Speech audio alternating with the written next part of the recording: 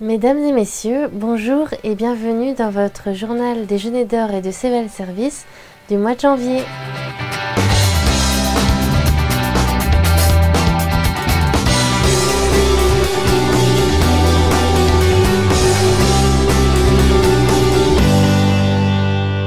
Des professionnels d'IME sont partis en République tchèque dans le cadre des Journées européennes du handicap.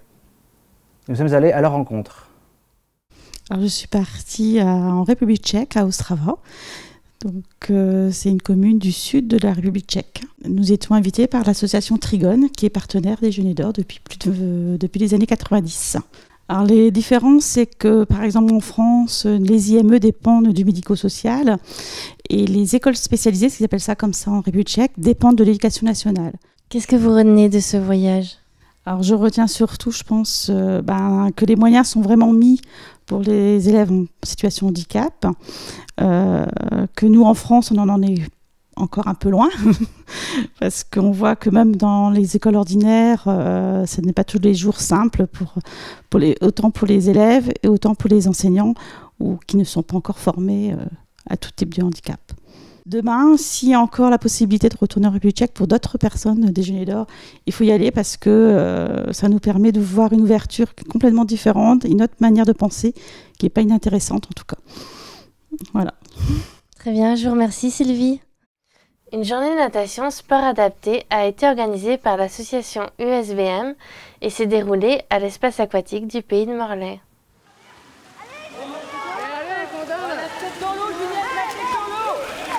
Oui, alors c'est dans le cadre du sport adapté, donc on a une journée hors compétition par rapport au calendrier fédéral.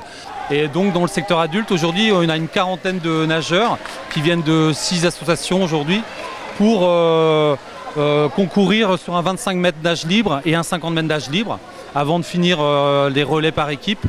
Il y a des événements, des grands événements à venir pour le sport adapté en Finistère qui sont prévus. Oui, bien sûr, puisque le sport adapté est très acteur au niveau du département et on a du tennis de table par exemple qui arrive prochainement en février.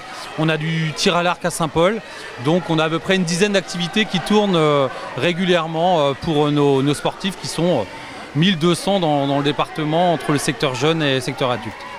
La compétition est très bien, une bonne ambiance et c'est vrai qu'on voit les adversaires qu'on ne s'est pas vus depuis un bon moment. Après, j'ai fait à 25 mètres, j'ai fini deuxième avec 21 secondes. Et j'attends le 50 mètres qui arrive. Moi, j'espère battre mon temps et aller en finale. Et maintenant, retrouvons Marilyn pour la rubrique Un métier par mois. Eric, vous exercez le métier de chauffeur. Quel est le déroulement de la journée ? On fait des foyers, on doit livrer le linge propre et retourner le linge sale. En général, on fait 3-4 foyers par jour, quoi. Avant de partir de l'entreprise, on sangle les linges propres dans des cabris bleus. Là, et on apporte on appelle ça un parolisse gris à chaque fois, pour chaque foyer, quoi. Ouais. Quels sont les avantages et les inconvénients du métier ? Les avantages, je dirais, c'est qu'on est assez indépendant. Inconvénient, peut-être parfois on finit pas forcément à midi, ça peut être midi et demi, midi et un quart. Vous travaillez aussi un petit peu en blanchisserie dans les temps où vous n'êtes pas à livrer ? Je finis souvent vers 2h15, 2h30 et là il me reste 1 heure devant moi et là oui je fais de la blanchisserie. Ouais. Est-ce que l'avenir vous le voyez ici ou alors sur une autre entreprise ? Pour l'instant il n'est pas prévu que j'aille en milieu ordinaire. Plutôt ici, quoi. Voilà. Avant de vous quitter, nous remercions Marc-Antoine pour son stage à Camadeo. Et en attendant la prochaine édition, toute l'équipe vous dit à très bientôt.